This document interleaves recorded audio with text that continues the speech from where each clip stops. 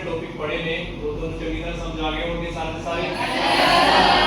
जिस तरह कि आपने पहला नाम पढ़नाम बारे जानकारी ली कि आपको क्रिया का भी पता है कि अगला टॉपिक आज जेड़ा आप करन जा रहे हैं उस तो पहला मैं ये जानना चाहता कि तुहानू उनके बारे कुछ पता है।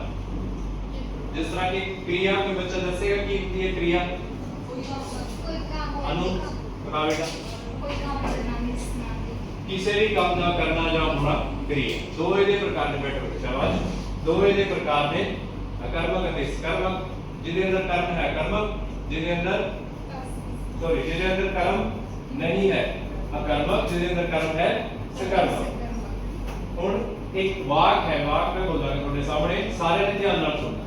राम ने रावण ਨੂੰ मारिया वाक बोलो एक बारी राम ने रावण को मारा ऐसा होया नहीं होया होया। दूसरा वाक सुनो राम ਨੂੰ रावण ने मारा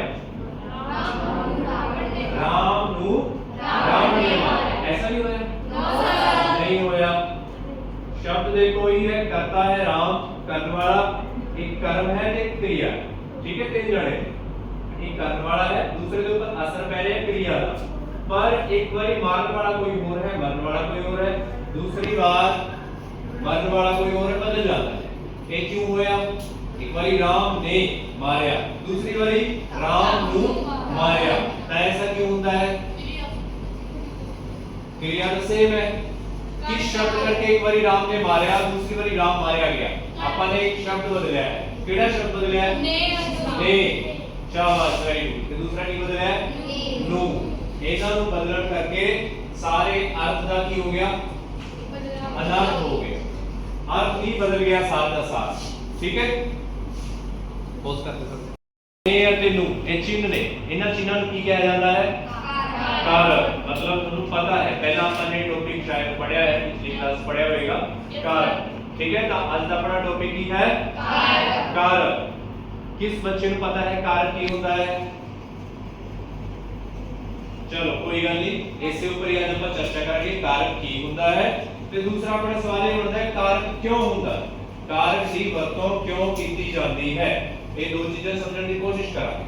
जे आपको समझ आ गया कि क्यों वरतों कीती जाती है फिर आप इन्हां दी चंगी वरतों कर सकते हैं ठीक है। जिस तरह कि मैं वाक बोलिया सी कि राम ने रावण ਨੂੰ मारिया इस तो ही थोड़ा जिहा समझने की कोशिश करांगे कि राम ਨੂੰ रावण ने मारिया चिन्हां ਨੂੰ बदलण करके अर्थ बदल गया।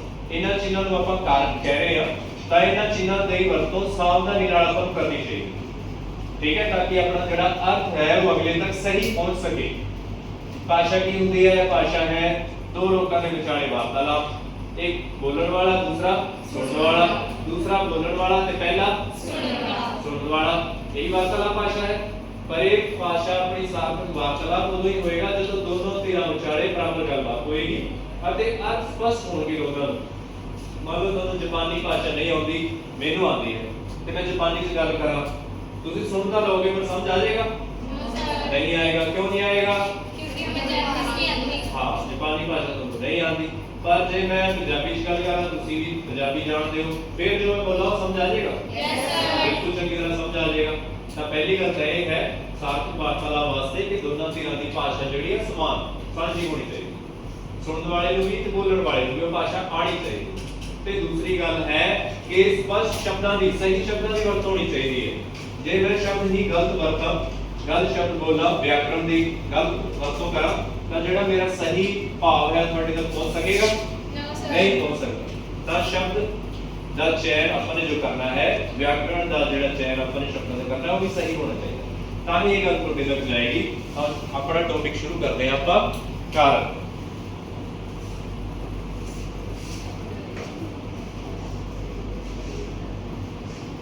देखो अच्छा इधर पे आते हो सारे बच्चे कारक की परिभाषा पीछे तक शो हो रहा है सारे में देखो डेफिनेशन लिखी हुई है ਇਹਦੇ अंदर पहली चीज कारक अंग्रेजी से इसको कहा जाता है केस ठीक है। केस शब्द की वरतों की जाती है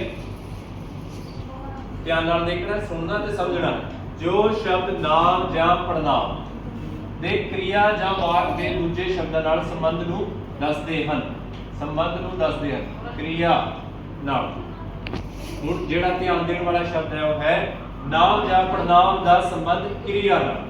ਹੁਣ ਆਪਾਂ ਨੂੰ ਨਾਮ ਦਾ ਵੀ ਪਤਾ ਹੈ, ਪੜਨਾਮ ਦਾ ਵੀ ਪਤਾ ਹੈ, ਦੋਨੋਂ ਇੱਕੋ ਵਰਗੇ ਨੇ। ਨਾਮ ਤਾਂ ਕਿਸੇ ਵਸਤੂ ਵਿਅਕਤੀ ਥਾਂ ਦੇ ਨਾਮ ਕਹਿੰਦੇ ਨੇ, ਪੜਨਾਮ ਉਹਨਾਂ ਦੀ ਜਗ੍ਹਾ ਵਰਤੇ ਜਾਂਦੇ ਨੇ। ਤਾਂ ਮਤਲਬ ਕੋਈ ਬੰਦਾ ਹੈ ਕੰਮ ਕਰਨ ਵਾਲਾ, ਨੂੰ ਆਪਾਂ ਨਾਮ ਮੰਨ ਲੈਂਦੇ ਆ।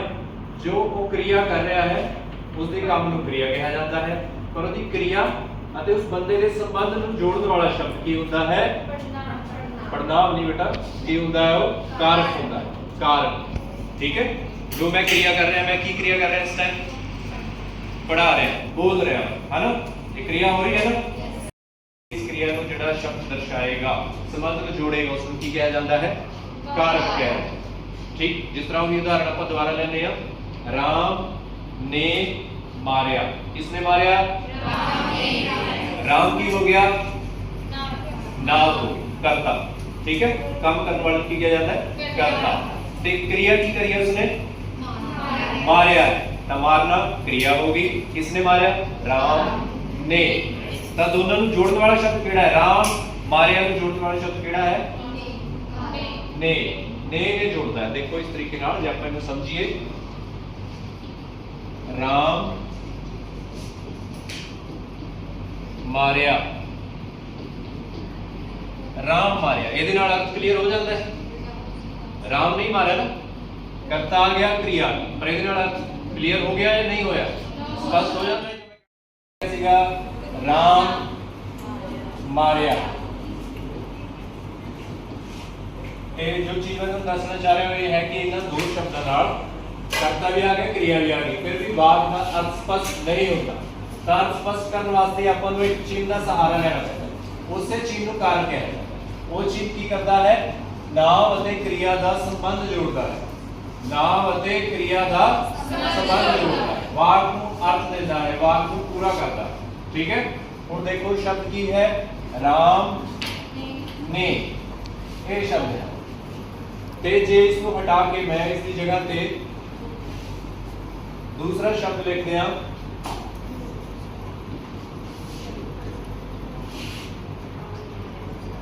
राम नूं मारया, एक चिन्ह बदलने नाल पूरे वाक का अर्थ बदल जाता है। एक बारी तो राम ने मारया, राम मारन वाला हो गया, तो दूसरी बारी राम नूं मारया, राम नूं मारन वाला कोई होर आ गया। सिर्फ एक चिन्ह बदलने नाल इन्हां अर्थ का अनर्थ हो जाता है। गल क्लियर होगी? Yes sir. कि कारक का की मतलब है? क्रिया का अते नाम का संबंध जोड़ता है ते आपां नूं समझाता है वाक का अर्थ। इस करके कारकां दी वरतों कीती जाती है। जे सिंपल भाषा विच गल करिए, कारकां दी वरतों क्यों कीती जाती है? क्रिया का संबंध जोड़न वास्ते नाम नाल अते आपां नूं अर्थ दी स्पष्टीकरण वास्ते कीती है। अर्थ आपां नूं स्पष्ट हो जाएगा। ठीक है, कोई किसी का सवाल हो इत्थे तक? समझ आ गया सिमरन बेटा? ठीक है, आगे देखो। अच्छा, परिभाषा एक बार दोबारा पढ़ो तुसी। जिन्हां संबंधकां द्वारा वो प्रगट हुंदा है उन्हां नूं कारक चिन्ह कहा जाता है। कारकां दे नाल इन्हां दे चिन्ह भी हुंदे ने ना। चिन्ह बड़ा सौखा टॉपिक है क्योंकि ਇਹਦੇ अंदर चिन्ह स्पष्ट आ जाते हैं जो कि कारक की पहचान कराते हैं। अपने को की होएगा सिलेबस के अंदर कि वाक दिता जाएगा, क्वेश्चन पेपर के टेस्ट के अंदर पूछा जाएगा कि कारक चिन्ह की पहचान करो, कारक का नाम लिखो, ते आपां लिख देंगे, ਉਹਦੇ अंदर कोई दिक्कत नहीं आती। ठीक है, पर दूसरे पासे सिर्फ आप इसे चीज नहीं ना देख सकते, आप समझना भी है कि वरतों क्यों की जाती है। तो वरतों क्यों की जाती है?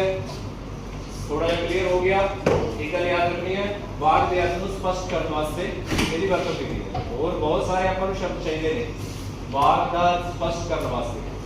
ठीक है, पर कारक भी इंपोर्टेंट शब्द, महत्वपूर्ण शब्द है जिहदी आपां नूं लोड़ पैंदी है, वरतों करनी पैंदी। हुण परिभाषा क्लियर होगी, आपां अगे चलते हैं। इस तो बाद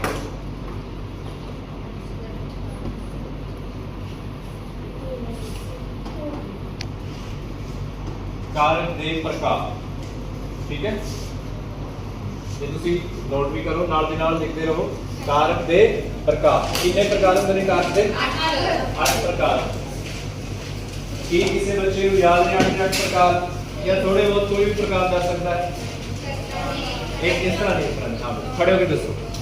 कर्ता, करण, अपदान, अधिकरण, करण, संपदान, संबंध, संबोधन। एक कुछ ने कार के प्रकार दसे ने बाकी देखो एक बार बोर्ड दे सारे से तुम क्लियर हो जाओगे। सब तो पहला प्रकार है कर्ता। कर्ता बारे में तुम पहला भी दसे है कर्ता की होता है काम दे करने वाले को की किया जाता है कर्ता कहया जाता है। वैसे भी हम शब्द हम वर्त रहे हैं कर्ता कर्ता है ना बोलते हैं ना हाँ कर्ता। दूसरा है देखो कर्म। कर्म की होता है जो भी कर्ता क्रिया करेगा उसका असर जिस ऊपर पैदा है उसनु कर्म कहा जाता है। ठीक है जिस तरह के राम ने सेब खाधा। राम ने किसने राम की हो गया कर्ता हो गया क्योंकि कुछ करने वाला है करने वाले भी कर्ता कहा जाता है। करया किया उसने उसने कुछ खाया खाता है हमने कुछ ते खाया की है सेब ते उसकी क्रिया का असर किस चीज ऊपर पिया सेब ऊपर पिया तो सेब की हो गया कर्म हो गया। ठीक है अगर जे ਆਪਾਂ सिर्फ एक वाक्य कहते राम ने खाधा फिर हो जाता है अकर्मक वाक्य। अपन को नहीं पता उसने की खाया कि नहीं खाया पर उन अपन को पता है उसने की खाता है सेब खाता है तो सेब की हो गया कर्म हो। ठीक है कर्ता अति कर्म स्पष्ट हो गए तो दोनों। तीसरे नंबर पे है करण। करण नु साधन भी आखिया जाता है। ठीक है की कहा जाता है साधन। कोई काम करने वास्ते अपन किसी चीज की वरतों करते हैं सहारा लेते हैं ਤਾਂ ਉਸ ਨੂੰ ਹੁਣ ਥੋੜਾ ਜਿਹਾ बैक चलते एक बारी एक दूसरे चित्र नाल ਤੁਸੀਂ समझने की कोशिश करो। देखो चित्र सारा दिखाई दे रहा है यस सर की कुछ दे सकते हो इधर हाँ एक पासे श्री रामचंद्र ने दूसरे पासे कौन है रावण। दोनों की लड़ाई का दृश्य चल रहा है ਇਹਦੇ अंदर। ठीक है श्री राम ने बाण खींचे हुए है ਤੇ दूसरे पासे रावण ने निशाना लाया। ठीक है हाँ तो एक काल्पनिक दृश्य है वैसे तो एआई द्वारा तैयार किया गया है तो समझाने वास्ते। ਇਹਦੇ अंदर देखो तीन चार चीजें हैं। सब तो पहली चीज है राम ने रावण ਨੂੰ मारिया। यह तो बिल्कुल शुरू करिए था राम ने मारा राम ने मारिया ਤਾਂ ਇੱਥੇ एक कारक आ जाता है। ਕਿਹੜਾ कारक आ जाता है ने चिन्ह हो गया जितने नहीं आता तो केड़ा कारक आता है कर्ता कारक कर्ता का। ठीक है तो इथे कर्ता कौन है राम। ठीक चलो मर गया। फिर दूसरा कारक जेड़ा अपना है वो है कर्म। कर्म तो कर्म किसके ऊपर असर पै रहा है मारन का रावण के ऊपर जिसके ऊपर असर पैदा की होता है कर्म होता है। तो इसका चिन्ह की होता है नु। ये सारा एक बार चित्र अपन बाद में देखेंगे दोबारा परिभाषाओं देख लो। की कारक दे चिन्ह दे ऊपर जिन्हां नाल कारक दी पहचान होती है कि केड़ा कारक है। सब तो पहला केड़ा है कर्ता ते चिन्ह की है ने दूजा कारक चिन्ह की है नु तीजा कारक चिन्ह की है ना चौथा चिन्ह की है अगला पदा चिन्ह की है तो अगला संबंध का चिन्ह की है उस तो अगला फिर चिन्ह की है आखिरी का फिर चिन्ह की है कोई नहीं तो करते हैं नोट भी करते रहो क्योंकि एक करना थोड़ा सा कम याददाश्त शक्ति बढ़ जाती है। समझना काफी नहीं है लिखना भी जरूरी है याद करना भी जरूरी है। तो 8 कारकों के प्रकार का तुहानू पता लग गया है। हुण आपां एक एक कारक को चंगे तरीके नाल समझांगे कि कारक 8 किस तरह काम करते हैं हुंदे की। ठीक है सब तो पहला कर्ता कारक देखो कर्ता कारक सब तो पहला है कारक की परिभाषा। परिभाषा कर्ता कारक किसे वाक विच काम करने वाले नाम किसे वाक विच किथे वाक दे वाक मतलब सेंटेंस काम करने वाले नाम। काम करना मतलब जेड़ा कि कोई क्रिया करता है क्रिया करने वाला नाम नाम होता है कर्ता। ठीक है ਜਾਂ ਪੜਨਾਮ ਨੂੰ ਕਰਤਾ ਕਾਰ ਕਿਹਾ ਜਾਂਦਾ ਹੈ। ਇਹ ਤਾਂ ਸਭ ਤੋਂ ਸੌਖਾ, ਸਭ ਤੋਂ ਸਿੰਪਲ ਇਹੀ ਹੈ ਕਿ ਕੰਮ ਕਰਨ ਵਾਲੇ ਨੂੰ ਕੀ ਕਿਹਾ ਜਾਂਦਾ ਹੈ? ਕਰਤਾ ਕਿਹਾ ਜਾਂਦਾ ਹੈ। ਇਸ ਦੀ ਡੈਫੀਨੇਸ਼ਨ ਸੌਖੀ ਜੀ ਸਮਝ ਲਓ। ਕੰਮ ਕਰਨ ਵਾਲੇ ਨੂੰ ਕੀ ਕਿਹਾ ਜਾਂਦਾ ਹੈ? ਹੁਣ ਜਿਸ ਤਰ੍ਹਾਂ ਕਿ ਮੈਂ ਕੀ ਕੰਮ ਕਰ ਰਿਹਾ? ਪੜਾ ਰਿਹਾ ਹਾਂ, ਬੋਲ ਰਿਹਾ। ਤੁਸੀਂ ਕੀ ਕੰਮ ਕਰ ਰਹੇ ਹੋ? ਸੁਣ ਰਹੇ ਹੋ, ਨਾਲ ਦੇ ਨਾਲ ਸਮਝ ਵੀ ਰਹੇ ਹੋ। ਤਾਂ ਇਹ ਦੋ ਕਿਰਿਆਵਾਂ ਕਰ ਰਹੇ ਹੋ ਤੁਸੀਂ। ਤਾਂ ਇਸ ਨੂੰ ਆਪਾਂ ਕੀ ਕਹਾਂਗੇ? ਤੁਸੀਂ ਕੀ ਉਸ ਟਾਈਮ ਕਰਤਾ। ਜਦੋਂ ਤੁਸੀਂ ਜੋ ਕੰਮ ਕਰ ਰਹੇ ਹੋ ਤਾਂ ਕਰਤਾ, ਜੋ ਕੰਮ ਮੈਂ ਕਰ ਰਿਹਾ ਤਾਂ ਮੈਂ ਮੇਰੇ ਕੰਮ ਦਾ ਕਰਤਾ। ਠੀਕ ਹੈ? ਹਾਂ, ਤਾਂ ਜੋ ਵੀ ਕੰਮ ਮੈਂ ਕਰ ਰਿਹਾ ਹੋ ਗਿਆ ਕਰਤਾ। ਜਿਸ ਤਰ੍ਹਾਂ ਕਿ ਅਧਿਆਪਕ ਨੇ ਪੜਾਇਆ, ਅਧਿਆਪਕ ਨੇ ਪੜਾਇਆ, ਅਧਿਆਪਕ ਨੇ ਪੜਾਇਆ, ਕੀ ਪੜਾਇਆ? ਕਾਰ ਪੜਾਇਆ, ਜੋ ਤੁਸੀਂ ਸਮਝ ਰਹੇ ਹੋ। ਠੀਕ ਹੈ? ਅਧਿਆਪਕ ਨੇ ਪੜਾਇਆ। ਉਦਾਹरण के लिए कोई ਦਿੱਤਾ ਆ, किसान ने हल वाया। हल सारे को पता है, खेती करना एक पुराना यंत्र है। वाया, वाही करना, खेती करना। किसान ने हल वाया। चिन्ह देखो ਦਿੱਤਾ ਹੋਇਆ ਇੱਥੇ, ਕਾਰਕ ਚਿੰਨ੍ਹ ਨੇ ਹੈ। ਤਾਂ ਨੇ ਜਿੱਥੇ ਆ ਜਾਂਦਾ ਤੇ ਕਿਹੜਾ ਕਾਰਕ ਹੁੰਦਾ ਹੈ? ਕਰਤਾ ਕਾਰਕ। ਇੱਕ ਤਾਂ ਬਹੁਤ ਸੌਖਾ ਤਰੀਕਾ ਹੈ ਦੇਖੋ ਇਸ ਨੂੰ ਯਾਦ ਕਰਨ ਦਾ। ਨੇ ਆ ਗਿਆ ਮਤਲਬ ਕਰਤਾ, ਨੇ ਮਤਲਬ ਕਰਤਾ। ਪਰ ਦੂਸਰਾ ਤਰੀਕਾ ਕੰਮ ਕਰਨ ਵਾਲਾ ਵੀ ਕਰਤਾ ਹੁੰਦਾ। ਇਸ ਤਰੀਕੇ ਨਾਲ ਸਮਝਣਾ ਹੈ, ਯਾਦ ਚਿੰਨ੍ਹ ਨੂੰ ਕਰਨਾ ਹੈ, ਸਮਝਣਾ ਹੈ पूरी प्रक्रिया कि किसान ने हल वाया। किसने हल वाया? हल वाना क्रिया है। क्रिया किसने की थी? ते किसान क्रिया करने वाला की ਹੁੰਦਾ है? करता ਹੁੰਦਾ है।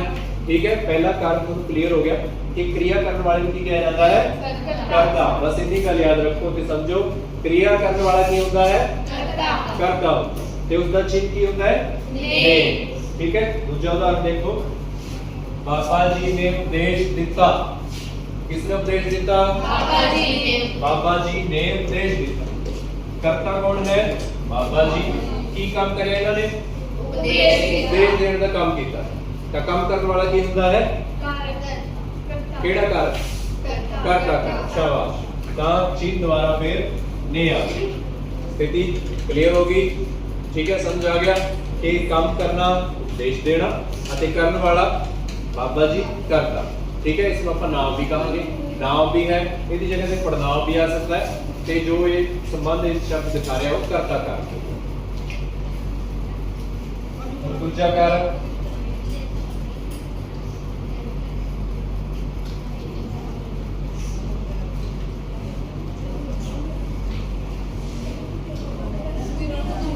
ਅੱਗੇ ਦੇਖੋ। ਪਹਿਲਾ, ਜਦੋਂ ਕਿਸੇ ਵਾਕ ਵਿੱਚ ਦੁਬਾਰਾ ਫਿਰ ਵਾਕ ਦੇ ਅੰਦਰ ਕਿਸੇ ਚੀਜ਼ ਉੱਤੇ ਕਰਤਾ ਆਪਣਾ ਪ੍ਰਭਾਵ ਪਾਉਂਦਾ ਹੈ। ਕੌਣ ਪ੍ਰਭਾਵ ਪਾਉਂਦਾ ਹੈ? ਕਰਤਾ। ਤੇ ਕਰਤਾ ਪ੍ਰਭਾਵ ਕਿਸ ਤਰ੍ਹਾਂ ਪਾਏਗਾ? ਆਪਣੀ ਕਿਰਿਆ ਨਾਲ ਪਾਏਗਾ। ਕਿਸ ਤਰ੍ਹਾਂ ਪਾਏਗਾ? ਕਿਰਿਆ ਨਾਲ। ਮੈਨੂੰ ਪਹਿਲਾਂ ਵੀ ਦੱਸਿਆ ਸੀਗਾ ਕਿ ਕੰਮ ਕਰਨ ਵਾਲਾ ਕਰਤਾ, ਜੋ ਕੰਮ ਕਰ ਰਿਹਾ ਉਹ ਕਿਰਿਆ, ਅਤੇ ਉਸਦੇ ਕੰਮ ਦਾ ਅਸਰ ਜਿਸ ਚੀਜ਼ ਉੱਪਰ ਪਏਗਾ कर्म हो जाएगा। शाबाश। ਤਾਂ ਜਿਸ ਤਰ੍ਹਾਂ ਕਿ ਮੈਂ ਬੋਲ ਰਿਹਾ, ਤੁਸੀਂ ਸੁਣ ਰਹੇ ਹੋ, ਤਾਂ ਮੇਰਾ ਬੋਲਣਾ ਇੱਕ क्रिया है। ਕਰਤਾ मैं हो गया ਤੇ ਅਸਰ ਤੁਹਾਡੇ ਉੱਪਰ ਪੈ ਰਿਹਾ ਹੈ ਜਾਂ ਨਹੀਂ ਪੈ ਰਿਹਾ? Yes sir. ਪੈ ਰਿਹਾ ਹੈ। ਆਵਾਜ਼ ਤੱਕ ਨਾ ਤੱਕ ਜਾਈ ਰਹੀ ਹੈ ਨਾ? ਤਾਂ ਤੁਹਾਡੇ ਉੱਪਰ ਅਸਰ ਪੈ ਰਿਹਾ। ਤੁਸੀਂ ਕੀ ਹੋਗੇ ਫਿਰ? ਕਰਮ। ਅਧਿਆਪਕ ਨੇ ਪੜਾਇਆ, ਪਹਿਲਾਂ ਨੇ ਕਿਹਾ ਸੀ, ਹੁਣ ਮੈਂ ਕਹਿ ਰਿਹਾ ਅਧਿਆਪਕ ਨੇ ਬੱਚਿਆਂ ਨੂੰ ਪੜਾਇਆ। ਤਾਂ ਦੇਖੋ ਇੱਥੇ ਚਿੰਨ੍ਹ ਵੀ ਦਿੱਤਾ ਹੈ ਅਤੇ ਬਾਈ ਚਾਂਸ ਵਾਕ ਵੀ ਲਿਖਿਆ ਹੋਇਆ ਹੈ। ਅਧਿਆਪਕ ਨੇ ਬੱਚਿਆਂ ਨੂੰ ਪੜਾਇਆ। ਠੀਕ ਹੈ? ਇਹ ਕਾਰਕ ਚਿੰਨ੍ਹ ਹੋ ਗਿਆ ਨੂੰ। ਕਿਸ ਚੀਜ਼ ਦਾ ਹੈ? ਕਰਮ ਦਾ। ਠੀਕ ਹੈ? ਤੇ ਪਹਿਲਾਂ ਆਇਆ ਸੀਗਾ ਆਪਾਂ ਨੇ ਜੋ ਪਿਛਲੇ ਵਾਕ ਵਿੱਚ ਕਰਿਆ, ਪਿਛਲੀ ਡੈਫੀਨੇਸ਼ਨ ਦੇਖੀ ਕਰਤਾ ਸੀ। ਅਧਿਆਪਕ ਨੇ, ਪੜਾਉਣ ਵਾਲਾ ਅਧਿਆਪਕ, ਜਿਸ ਦੇ ਉੱਪਰ ਅਸਰ ਪਿਆ ਬੱਚਿਆਂ ਉੱਪਰ। ਇਹ ਪਹਿਲਾ ਉਦਾਹਰਨ ਸੀ। ਇਹਦੇ ਨਾਲ ਸਥਿਤੀ ਕਲੀਅਰ ਹੋਈ ਹੈ ਥੋੜੀ ਜੀ। ਦੂਜਾ ਦੇਖੋ, ਬਾਬਾ ਜੀ ਨੇ ਉਪਦੇਸ਼ ਦਿੱਤਾ ਸੀ ਪਿਛਲੀ ਵਾਰੀ। ਹੁਣ ਹੈ ਬਾਬਾ ਜੀ ਨੇ ਲੋਕਾਂ ਨੂੰ ਉਪਦੇਸ਼ ਦਿੱਤਾ। सेम वाक है उसी तरीके का, सिर्फ एक शब्द जोड़ा है फालतू आ गया, वो ये है लोकां। लोकां नूं उपदेश दिता। ਤਾਂ ਜਿਨ੍ਹਾਂ ਉੱਪਰ ਅਸਰ ਪਿਆ ਉਹ ਕੀ ਹੋ ਜਾਣਗੇ? ਕਰਮ। ਠੀਕ ਹੈ? ਦੋ ਕਾਰਕ, ਪਹਿਲਾ ਕਰਨ ਵਾਲਾ ਕਰਤਾ, ਜਿਹਦੇ ਉੱਪਰ ਅਸਰ ਪੈ ਰਿਹਾ ਉਹ ਕੀ ਹੋ ਗਿਆ? ਕਰਮ। ਦੋ ਕਾਰਕ ਤੁਹਾਨੂੰ ਸਮਝ ਆ ਗਏ। ਤੀਸਰੇ ਕਾਰਕ ਵੱਲ ਚੱਲਦੇ ਆ ਆਪਾਂ।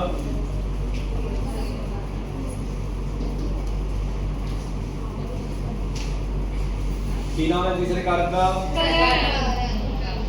ਦੁਬਾਰਾ ਬੋਲੋ। ਕਰਨ ਕਾਰਕ। देखो परिभाषा है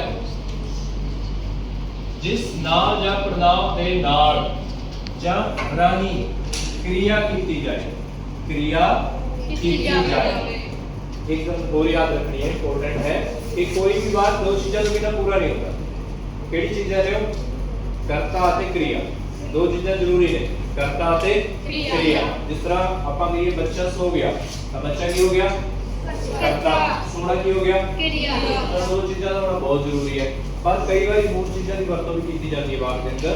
जे वाक बड़ा है, स्थिति स्पष्ट नहीं होती तो स्पष्ट करने वास्ते अपन और शब्दों का सहारा लेना पड़ता है या काम करने वास्ते भी किसी चीज का सहारा लेना पड़ता है। जिस तरह कि मैं बोर्ड ऊपर लिखने वास्ते स्मार्ट पेन का सहारा ले रहा है ना, तो ये चीज इतनी समझाई गई है।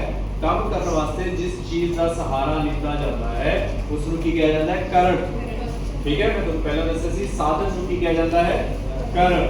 बोलने वास्ते मैं माइक का सहारा ले सकता हूं है ना, तो पढ़ाने वास्ते स्मार्ट बोर्ड का सहारा लिया जा रहा है। सारे साधन को की कहा जाता है कारण। जिस तरह की तुमने इमेज दिखाई सी मैं, राम ने रावण को मारया, पर मारया किस चीज नाल? तीर नाल मारया, तो तीर की हो गया? कारण हो गया। साधन को की कहा जाता है कारण कहा जाता है। जिस चीज नाल क्रिया की जाए उसको की कहा जाता है कारण। ठीक है, क्रिया को करने वास्ते जिस चीज का सहारा लिया जाए उसको की कहा जाता है कारण कहा जाता है। उदाहरण देखो, किसान ने हल वाया से पहला, किसान ने ट्रैक्टर नाल हल वाया, किस चीज नाल? ट्रैक्टर नाल। ट्रैक्टर की हो गया? कारण कारक हो गया। ते चिन्ह की है ਉਹਦਾ? नाल। नाल चिन्ह जिथे आएगा ਉੱਥੇ ਕਿਹੜਾ कारक आएगा?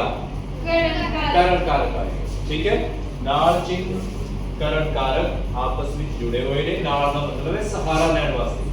ਜਦੋਂ ਵੀ ਆਪਾਂ ਕਹਾਂਗੇ ਮੈਂ ਕਾਦੇ ਨਾਲ ਪੜਾ ਰਿਹਾ ਹਾਂ, ਪੈਨ ਨਾਲ, ਕਾਦੇ ਨਾਲ ਬੋਲ ਰਿਹਾ ਹਾਂ, ਮੂੰਹ ਨਾਲ, ਤਾਂ ਹਰ ਇੱਕ ਤੁਸੀਂ ਕਾਦੇ ਨਾਲ ਲਿਖ ਰਹੇ ਹੋ? ਪੈਨ ਨਾਲ। ਕਾਦੇ ਨਾਲ ਸੁਣ ਰਹੇ ਹੋ?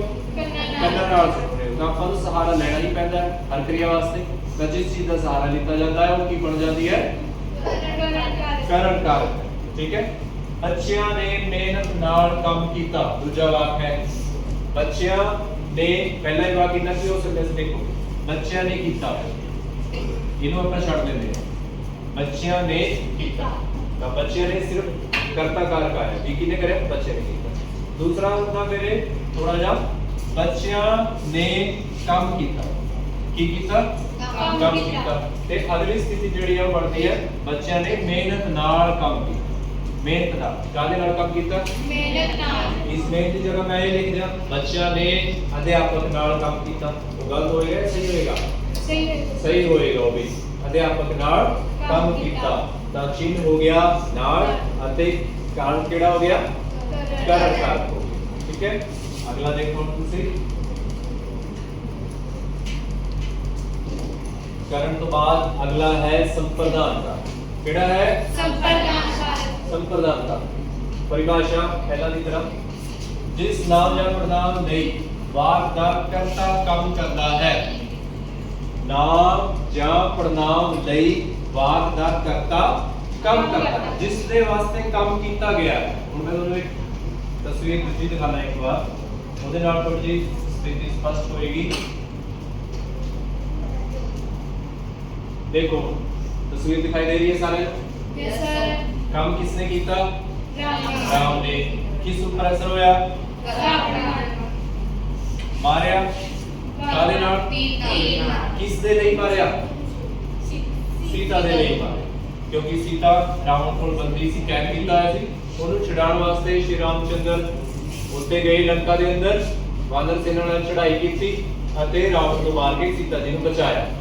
ਤਾਂ ਕਿਸ ਲਈ ਇਹਨਾਂ ਨੇ ਕੰਮ ਕੀਤਾ ਹੈ? सीता ਲਈ ਇਹ ਕੰਮ ਕਰਦਾ ਹੈ। ਜਿਸ ਲਈ ਕਰਤਾ ਕੰਮ ਕਰਦਾ ਹੈ ਉਹ ਕਿਹੜਾ ਕਾਰਕ ਹੁੰਦਾ ਹੈ? ਸੰਪਰਦਾਨ ਕਾਰਕ। ਗੱਲ ਆ ਗਈ ਸਮਝ ਵਿੱਚ? ਦੁਬਾਰਾ ਡੈਫੀਨੇਸ਼ਨ ਤੇ ਚੱਲਦੇ ਹਾਂ ਆਪਾਂ। देखो ਇਹਦੇ ਅੰਦਰ ਇਹ ਤਾਂ ਲਿਖਿਆ ਗਿਆ ਹੈ, ਸਮਝ ਆਇਆ ਹੋਣਾ ਤੁਹਾਨੂੰ? ਦੇਖੋ, राम ने रावण को मारया, पर किदे ਲਈ ਮਾਰਿਆ? सीता ਲਈ ਮਾਰਿਆ। राम ने रावण को तीर नाल सीता दे ਲਈ ਮਾਰਿਆ। ਇੱਕੋ ਵਾਕ ਦੇ ਅੰਦਰ ਚਾਰ ਕਾਰਕ ਆ ਗਏ। राम ने रावण को तीर नाल सीता दे ਲਈ ਮਾਰਿਆ। ਇੱਕੋ ਵਾਕ ਦੇ ਅੰਦਰ ਕਿੰਨੇ ਕਾਰਕ ਆ ਗਏ? ਚਾਰ।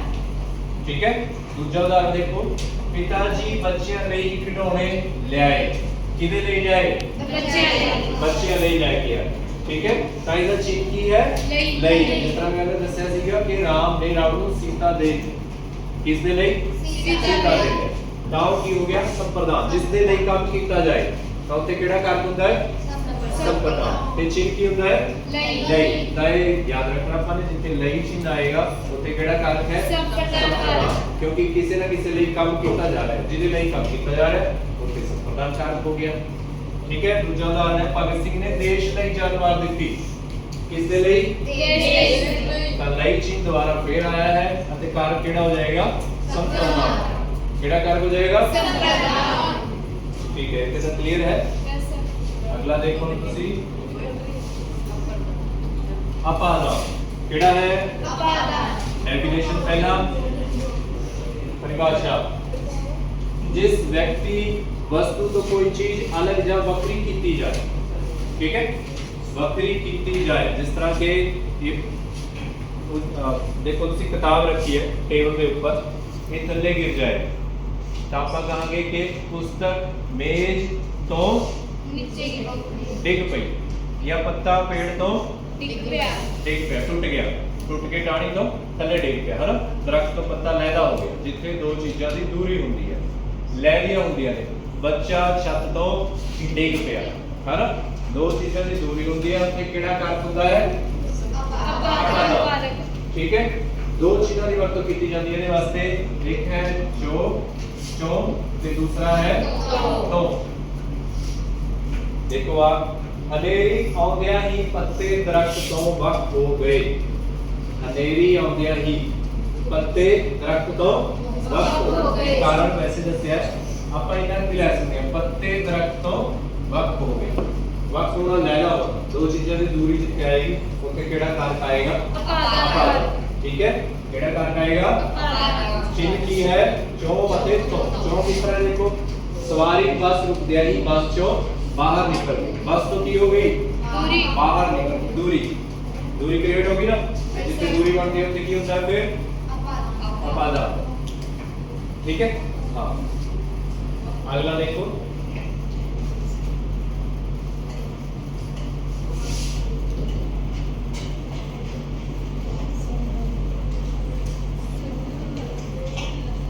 इतने तक समझ आ रहे हैं थोड़ा सा पूछ के देखना पीछे जो अपन ने पढ़ा है पहला कारक केड़ा है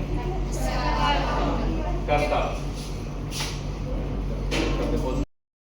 थोड़ा जा फ्लैशबैक करके देखते हैं तो भी समझ कितना कुछ आया है अनु बेटा बता दो तुसी पहला कारक केड़ा है चेन की है इसका नहीं शाबाश सिमरन दूसरा कारक चेन की है नु जिस तरह के कर्ता ने करक नु ठीक है राम ने रावण नु दूसरा दस बेटा तीसरा कारक करण चेन की है नाल साधन ठीक है नाल जिस चीज नाल काम किया जाए साधन चौथा कारक कौन दसेगा हेतु संप्रदान का चिन्ह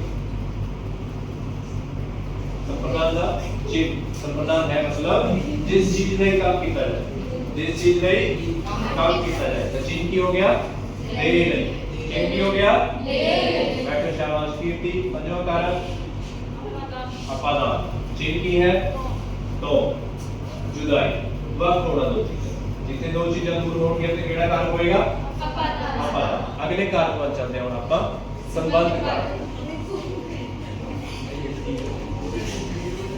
देखो अच्छा ध्यान दो इधर दोबारा के बाद ਜਦੋਂ ਕਿਸੇ ਨਾਮ ਜਾਂ ਪੜਨਾਮ ਜਾਂ ਕਿਸੇ ਉੱਤੇ ਮਾਲਕੀ ਜਾਂ ਅਧਿਕਾਰ ਦਾ ਸੰਬੰਧ ਦੱਸਿਆ ਜਾਏ ਅਧਿਕਾਰ ਦਾ ਸੰਬੰਧ ਦੱਸਿਆ ਜਾਏ ਦੋ ਚੀਜ਼ਾਂ ਵਿਚਾਲੇ ਸੰਬੰਧ ਦੱਸਿਆ ਜਾਂਦਾ ਹੈ ਇਸ ਤੋਂ ਪਿਛਲੇ ਵਾਕ ਦੇ ਅੰਦਰ ਦੋ ਚੀਜ਼ਾਂ ਦੂਰ ਹੋ ਰਹੀਆਂ ਸੀ ਇਸ ਦੇ ਅੰਦਰ ਉਹਨਾਂ ਦਾ ਸੰਬੰਧ ਦੱਸਿਆ ਜਾ ਰਿਹਾ ਹੈ ਜਿਸ ਤਰ੍ਹਾਂ ਕਿ ਇਹ ਪੈਨ ਮੇਰਾ ਹੈ मैं तो प्रमाण की कर रहे हैं ਤਾਂ ਉਦਾਹਰਨ ਦੇਖੋ ਤੁਸੀਂ ਇਹ ਦਲਜੀਤ ਦਾ ਘਰ ਹੈ ਤਾਂ ਇਹਦੇ ਤਿੰਨ ਚਿੰਨ੍ਹ ਹੁੰਦੇ ਨੇ ਦਾ ਦੇ ਦੀ ਠੀਕ ਹੈ ਇਸ ਤਰੀਕੇ ਨਾਲ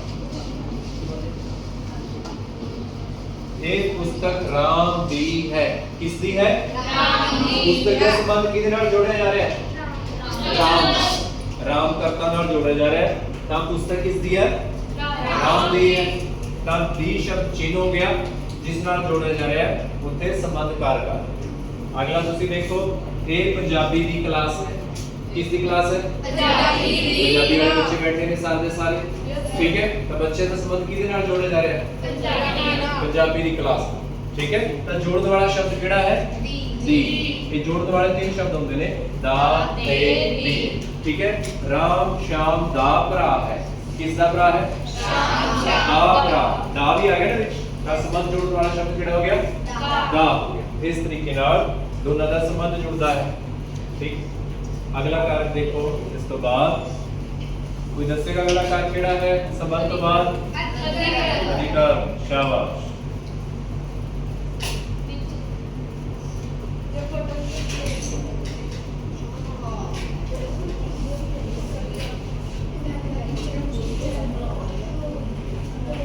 देखो तुसी अधिकार दिख रहे हैं सारे?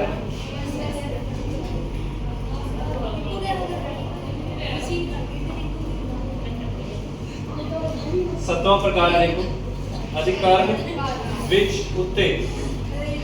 एक कारक आपने पहला पढ़िया सीगा आपा दा, ਇਹਦੇ ਅੰਦਰ संबंध टूटता है। देखो दिखाया गया चित्र के अंदर पुस्तक सॉरी फल दरख्त तो टूट गया, फल दरख्त तो टूट के थले डिग रहा।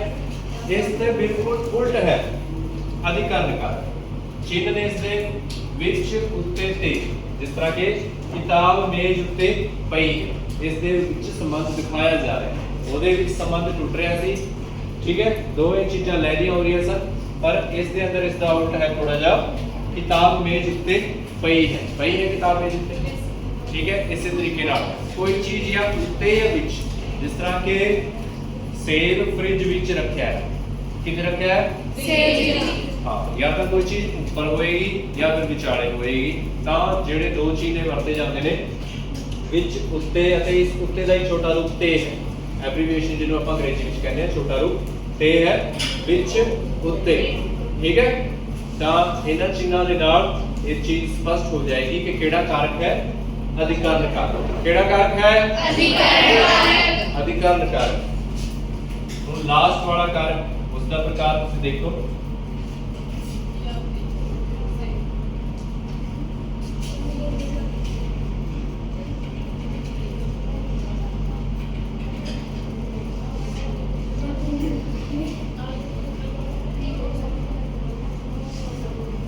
देखो आखिरी है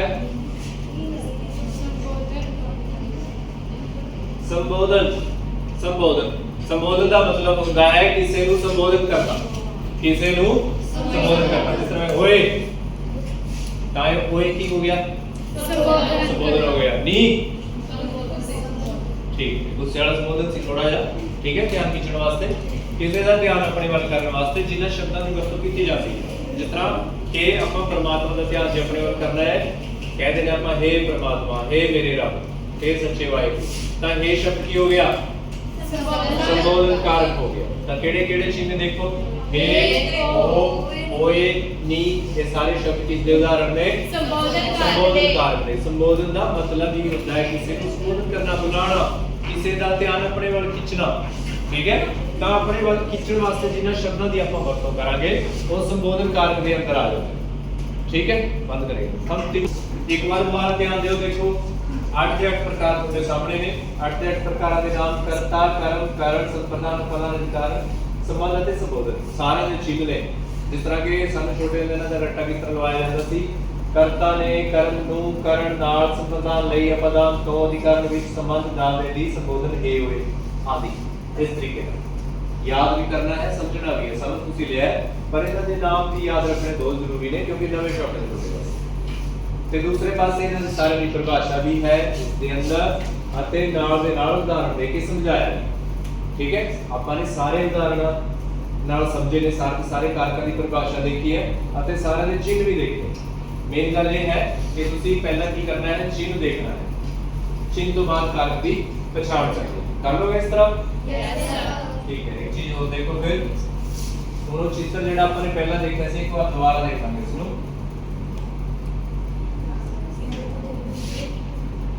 ये वाला चित्र है देखो। हुण इस दे अंदर आपन काफी कारक स्पष्ट अते क्लियर हो जाएंगे। ਤੁਹਾਡੇ ਚੋਂ ਕੋਈ ਬੱਚਾ ਐਸਾ ਵਾਕ ਬੋਲ ਸਕਦਾ ਹੈ ਜਿਸ ਦੇ ਅੰਦਰ ਜ਼ਿਆਦਾ ਤੋਂ ਜ਼ਿਆਦਾ ਆਪਣੇ ਕਾਰਕ ਆ ਜਾਣ, ਜ਼ਿਆਦਾ ਤੋਂ ਜ਼ਿਆਦਾ ਕਾਰਕ ਆ ਜਾਣ ਇਸ ਚਿੱਤਰ ਨੂੰ ਦੇਖ ਕੇ ਇੱਕ ਵਾਕ ਬੋਲਦਾ। ਚਾਰ ਤਾਂ ਮੈਂ ਪਹਿਲਾਂ ਦੱਸ ਦਿੱਤਾ ਸੀ ਕਿ ਜਿਸ ਤਰ੍ਹਾਂ ਕਿ ਰਾਮ ਨੇ ਮਾਰਿਆ, ਦੂਸਰਾ ਰਾਮ ਨੇ ਰਾਵਣ ਨੂੰ ਮਾਰਿਆ, तीसरा राम ने रावण ਨੂੰ तीर ਨਾਲ ਮਾਰਿਆ, ਚੌਥਾ ਰਾਮ ਨੇ ਰਾਵਣ ਨੂੰ तीर ਨਾਲ सीता ਦੇ ਲਈ ਮਾਰਿਆ। ठीक है, अगला कारक ਜੇ ਤੁਸੀਂ ਦੱਸਣਾ ਹੋਵੇ ਤਾਂ ਕਿਸ ਤਰ੍ਹਾਂ ਕਰੋਗੇ। एक है कि कोई चीज ऊपर है ਤੇ राम किस चीज ਦੇ ਉੱਪਰ ਹੈ, रथ ਦੇ ਉੱਪਰ है। ठीक है, ਤਾਂ ਇਹ ਕਹਿ ਸਕਦੇ ਆਪਾਂ ਰਾਮ ਨੇ ਰਾਵਣ ਨੂੰ तीर ਨਾਲ सीता ਦੇ ਲਈ रथ ਦੇ ਉੱਪਰ ਚੜ ਕੇ ਮਾਰਿਆ। पांच कारक आ गए। छठा कारक संबंध है ना, कारक संबंध भी जोड़ता है जेड़ा कि ता संबंध पति पत्नी का संबंध है। सीता जी दे पति राम ने, किस दे पति, सीता जी दे पति, दे शब्द आ गया उत्थे संबंध कारक आ गया। सीता दे पति राम ने रावण ਨੂੰ तीर ਨਾਲ सीता ਲਈ रथ ਉੱਪਰ चढ़ के मारिया। ठीक है, इस तो बाद एक और आखिरी कारक है संबोधन, उसको भी अपन ले आ सकते हैं।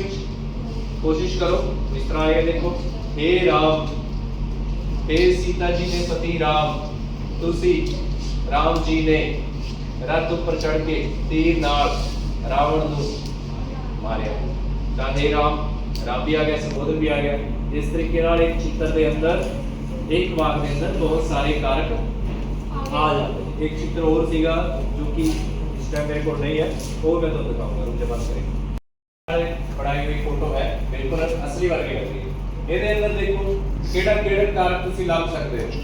ਬੱਚਾ ਜੀ ਕਾਰਕ ਲੱਭ ਸਕਦੇ ਹੋ। ਇਹਦੇ ਅੰਦਰ ਦੇਖੋ ਕੁਝ ਮਾਂ ਕਰ ਰਹੀ ਹੈ, ਤਾਂ ਆਪਾਂ ਮਾਂ ਨੂੰ ਕਰਨ ਵਾਲੇ ਨੂੰ ਕੀ ਕਹਾਂਗੇ, ਕਰਤਾ। ਤਾਂ ਪਹਿਲਾ ਕਾਰਕ ਆ ਗਿਆ ਕਰਤਾ। ਕੀ ਕਰ रही है मां, फूल तोड़ रही है। ठीक है, तो क्रिया की होगी फूल तोड़ना। ठीक है, मां फूल तोड़ रही या मां ने फूल तोड़िया। ठीक है, दूसरा कितों तोड़िया, बूटे तो फूल तोड़िया। ता वक्त करने वाली क्रिया भी आ गई।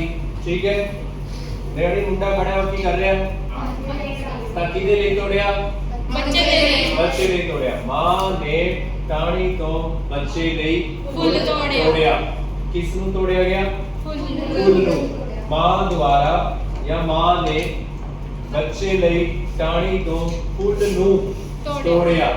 ठीक है, ਤਾਂ ਦੇਖੋ ਇਹ ਕੀ ਉਸ ਦੇ ਅੰਦਰ ਕਿੰਨੇ ਕਾਰਕ ਆ ਜਾਂਦੇ ਹਨ।